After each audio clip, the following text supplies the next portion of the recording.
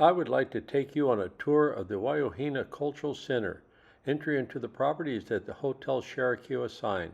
That driveway leads you past the residence of the founders of the Dr. Gary and Apolonia Stice Ohana Foundation.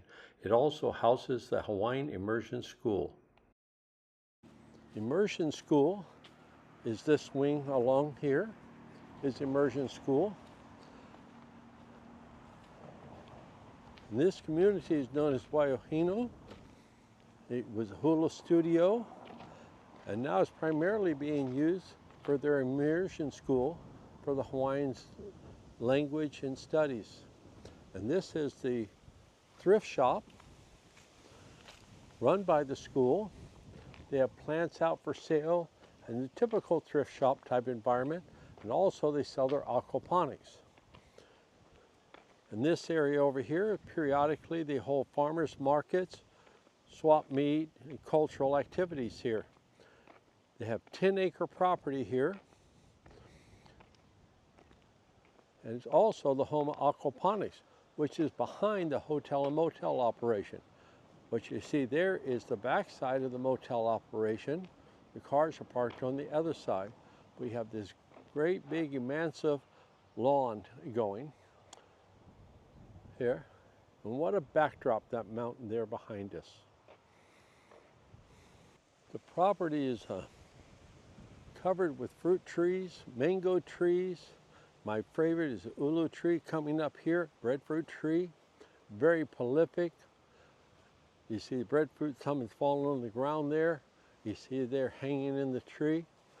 This is a very good food, very, very nutritious. And they let locals come and pick it for their personal use. They also sell it at the farmer's market. And back in the back you have banana trees, orange trees, and lots of avocado trees. Amazing amount of banana trees all over the property, and I'll be showing you that. There are several businesses on the 10 acres. One is the Aloha Lash. The island motel rooms are over there. This is the original Hotel Shirakawa. On the bottom currently is the Cow Wellness Center.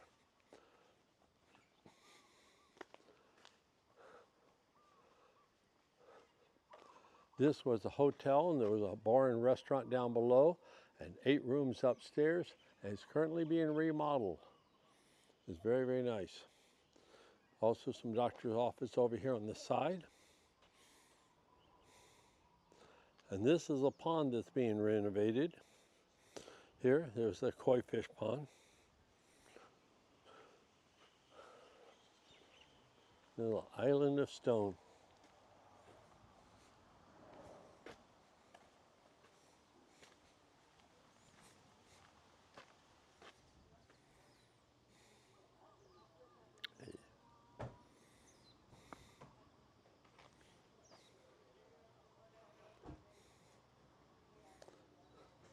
So this is the area.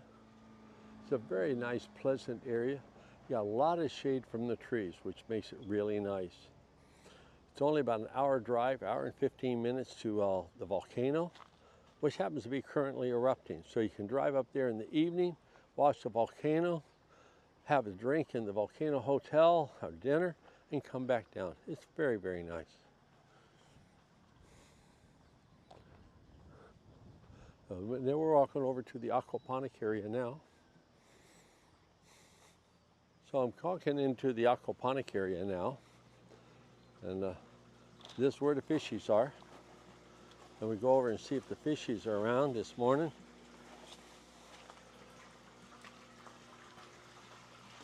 I come walking up here. Anybody interested in saying good morning? Oh, everybody want to go to school, huh? You guys happy guys, huh? Let's see if we can get you some fish, huh?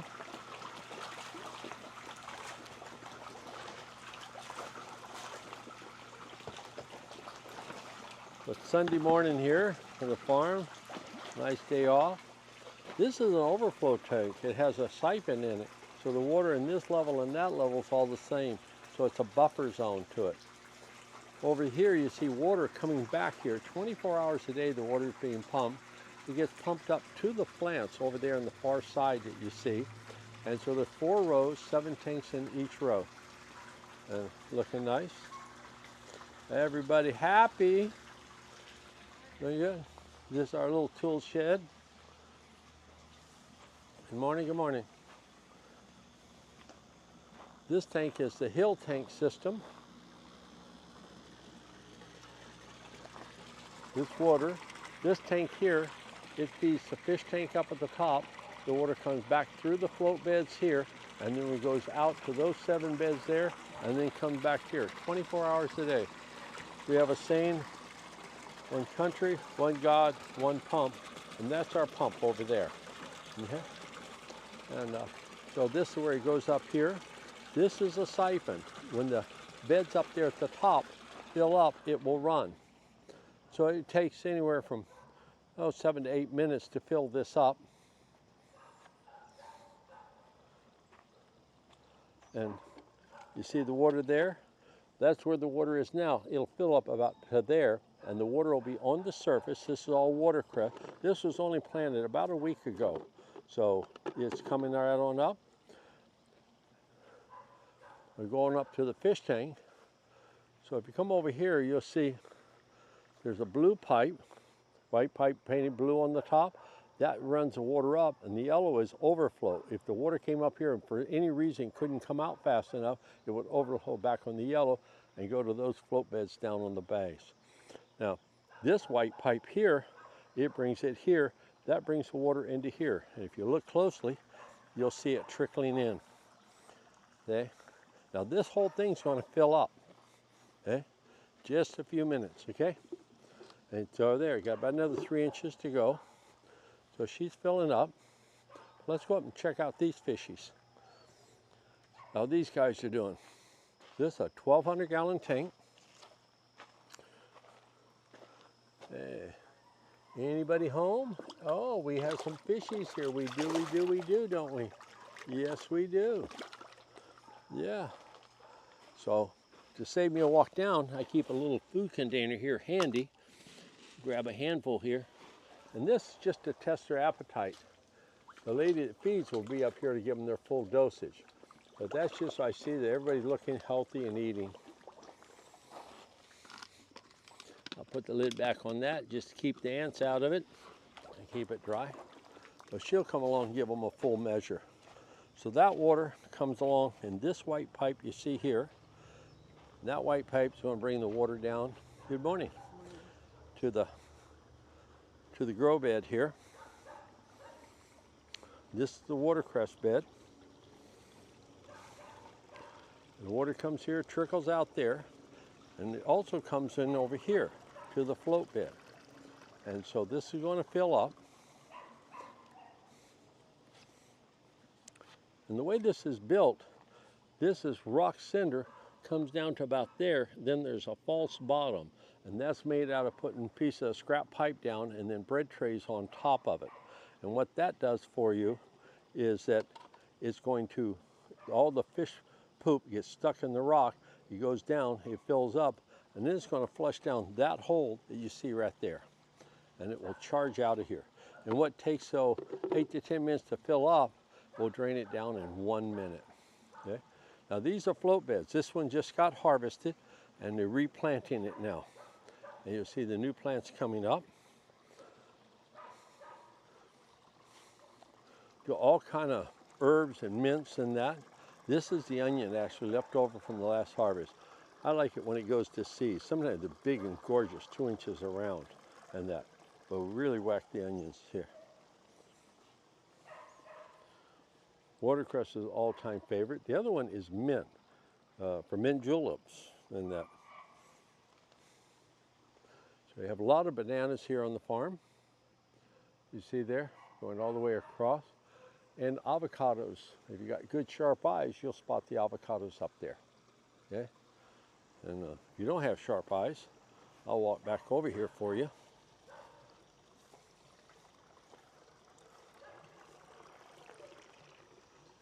And you'll see them here. See all those avocados? Choke avocados. So this is the overall, the bamboo area. So the first row is float beds. The next row is all taro. It fills and drains. The next row is float beds again. And then the last row over there is a cinder bed. It goes up and down. At the end, you have bamboo trellises being built, and that's going to be a chayote squash, and that's going to run up it. We also have potted plants, everything from kukui nut to different plants that we use for ornamental purposes, and or they sell at the thrift store.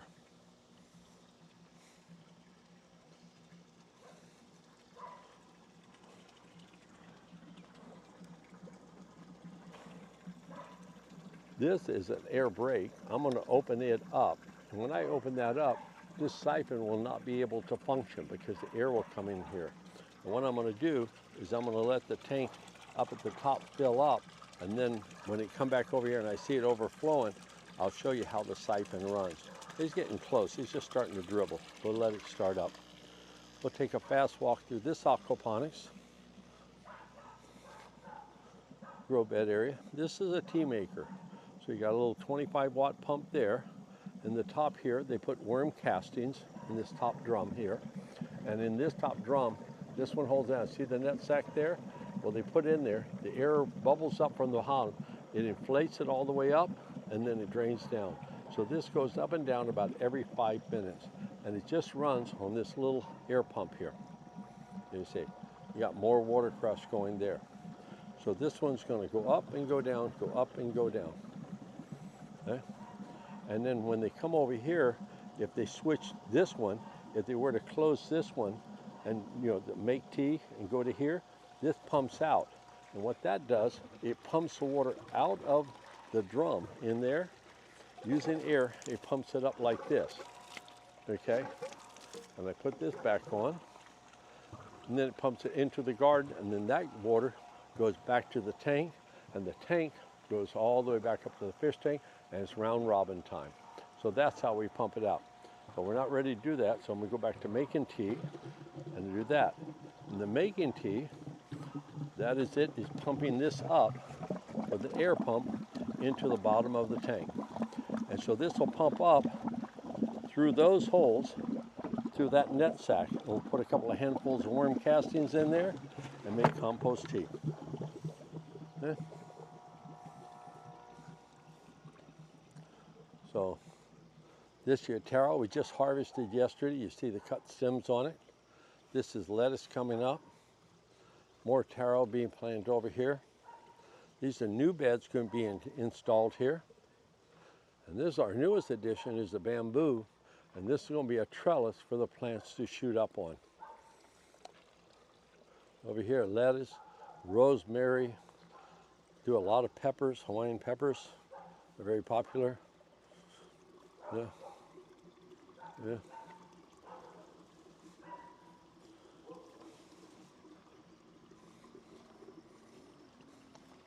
Now these fill up about every 8 to 10 minutes. When I say fill up, you can see the water in here. Now this one just drained down, okay? The siphon just ran, okay? And this one here, it also just ran. I can see the water is down. So, and when I say ran, the blue pipes pump water up to the beds. The green water brings it back. And when it brings it back over here, and it's now draining. And that's what a siphon looks like. The top one is just overflowing, row number 2. That's the float bed there you see. And this one is row number 1. And that's bringing water out at about 3,000 gallons an hour back to the happy fish. Yeah? So if I want to, we'll go back up on the hill. It should be ready to go.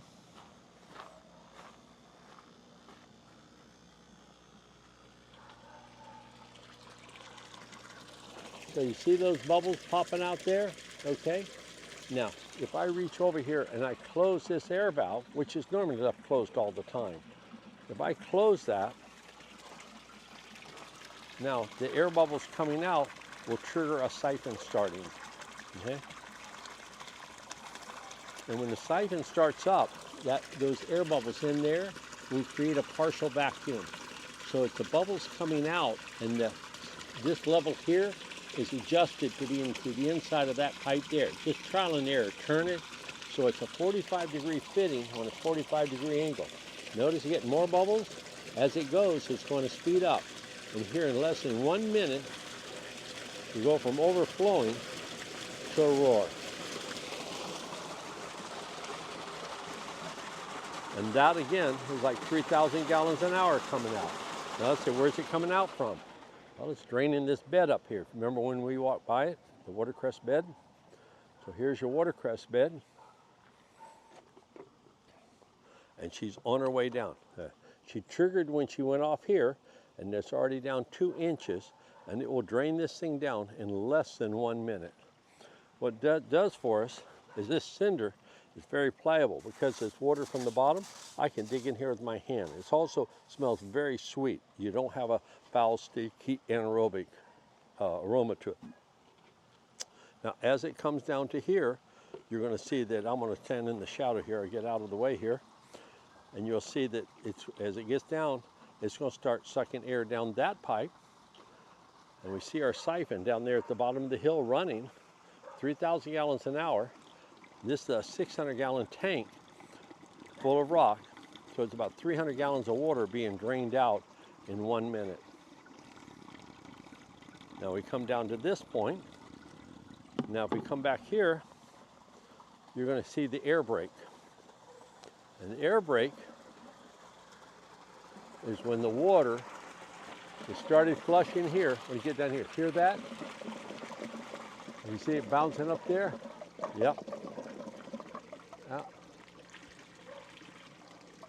And then it will stop. So it starts itself, it stops itself, it goes off every 10 minutes. And that keeps our water, see how clear that is? Yeah, down in the pond there. It keeps everything looking nice. They're doing much, much better. So we'll take a walk down and head over to the coffee area. I wanted to give you a close-up view of the bamboo structure the guys built, but they threw this up in a couple of days. We have a tremendous amount of bamboo on the property. Gary and Apolonia have a 10-acre piece of property here, and this has all been donated to a foundation that they've started for the immersion school and to help the community education. This is more bananas, lots of oranges. We have orange trees even much larger than this even, and that's what we need the picker for, to get up to the tall trees. But as we walk down here, we're going to see some pallets here on the right. We're going to make compost bins. Yeah. And composting is a major thing to have on a farm. Right now, all the leaves and things that they rake up or they pick up, they are, kind of composting it, but they're not adding vegetable waste to it or animal waste to it. So it's just pure vegetation, but it's over here. And so this is all of our green waste and the fruits and leftover, and you see breadfruit that's fell on the ground. We can't sell it if it falls on the ground and that. So then it goes into a compost pile. More bananas, lots of bananas. And of course, more avocado trees. Here we're coming to the bamboo stand. This is a very beautiful bamboo. It's a yellow bamboo, kind of a golden yellow with green stripes in it. So it's a very decorative bamboo. And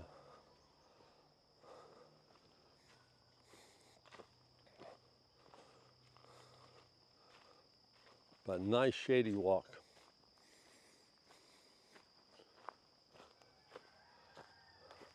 These trees are very established, these avocado trees.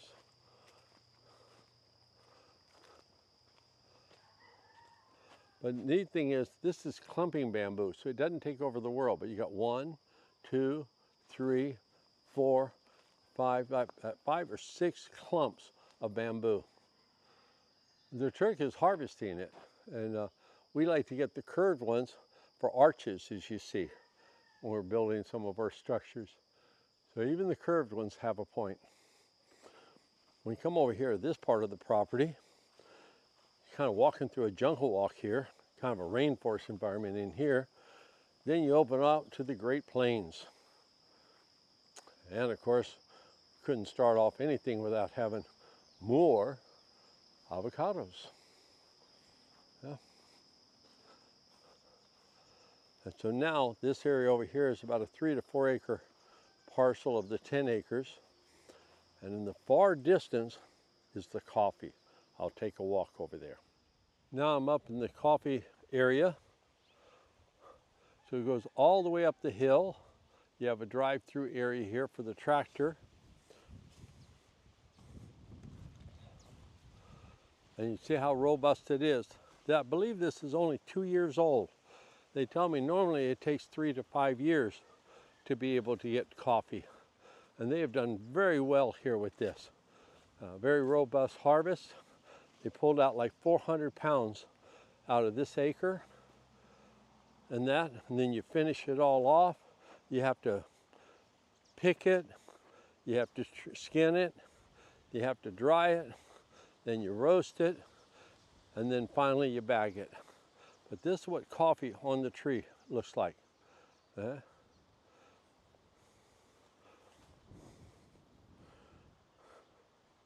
Just 2 days ago, I was out here and we were covered in blossoms, and all the blossoms are going to become coffee beans. Good fun. They've been picking right on through. So you come through, when it gets red like this, as you see coming up here, then you're ready for picking. And most of the pickers are paid by the pound to pick. Some farms do it by the hour. So here I got another drive-through coming through here. But these trees were the very first trees. I think I was here 2 years ago when these were little babies, only about a foot tall, 18 inches tall. And look what they've done in 2 years. So we're going to keep right on planting. And this is going to be a full-on coffee plantation. This area called Kau, K-A-U, Kau here in the Big Island is very popular for coffee, as is the Kailua Kona, which is north of us. We're at South Point here. But these are all the young plants planted last year. And to see the future, imagine you're going to have 3 times this coming over here in that big open field. And that'll be the future for us. Keep building and growing. You got a heck of a water conservation area up above us, and there's a cattle farm all the way on the top. We have the water runoff coming down here. So this can be a very gorgeous area, very robust and healthy. I think somebody told me about 2,600 feet, not elu. So it's nice and cool here in the evenings. Apparently coffee like that. I like being on a hill. Yeah? But imagine all this planted out in the next 2 years. Quite an undertaking. We have over 400 keiki coffee plants being prepared for harvest. This is just some of them here, all in pots, ready to be put out in the field. So they're up, looking for the sun, and they're ready to go.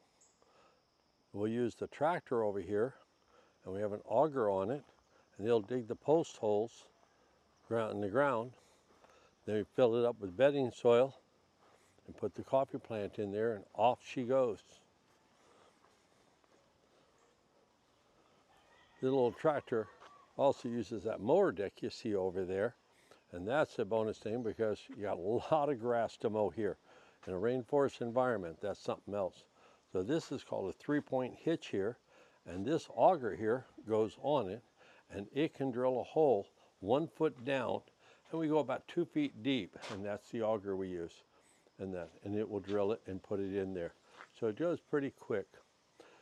For landscaping here, we always have plants and palms in a nursery, always being prepared, and they're put out as we go. I don't know if you noticed that, but when I walked up the aquaponic area, that fence was smothered in passion fruit vines.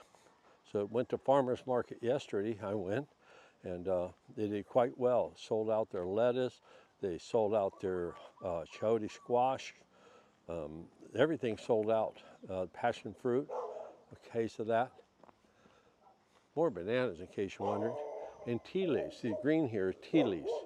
Used a lot in cooking. Of course, can't hardly be a farm without having a backhoe and a front end loader. So that's our device there. John Deere. But this bamboo, I think, is going to be a showpiece. And this can extend out here like 30 feet out. And we can have more and more. Of course, can you really call yourself a farm if you don't have some pigs? So these are some wild pigs they got caught. And now they're being raised up. We give them nicknames. There's barbecue, there's lunch. I think that's dinner up there snoozing. Yes, you guys are good, huh? Yeah. So this is all passion fruit. We harvested a tremendous amount, a case of it yesterday to take to market.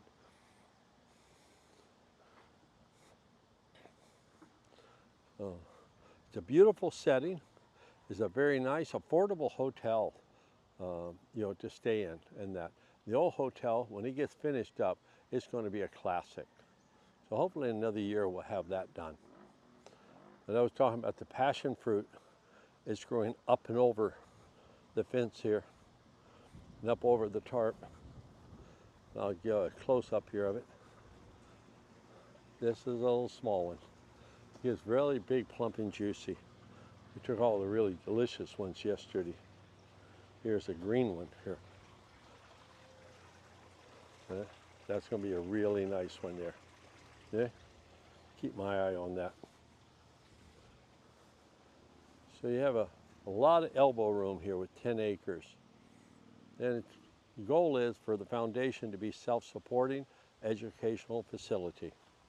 Anyway, I'm Captain Glenn Martinez, doing this on behalf of Dr. Gary Stice and his wife Apolonia. Known them for over 50 years here in Hawaii. He was my college professor, that's 75 to 76, 77, oceanography and geography. So we go back a long ways. Yeah, but it's just really nice. Leave my farm and come visit his farm. Anyway, if you have more questions, go to Wai'ohina Aquaponics.